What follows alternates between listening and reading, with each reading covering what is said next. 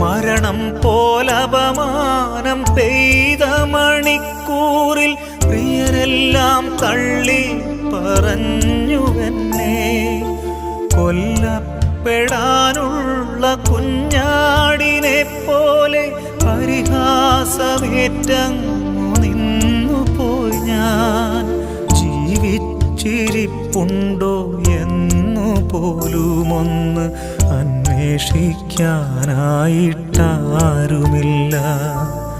പാതാളത്തോളം ഞാൻ താഴുമ്പോഴും നാഥ അവരെല്ലാം ഉയരാനായി പ്രാർത്ഥിക്കുന്നു. ഈ ആരാധന മാത്രമാശ്വാസം.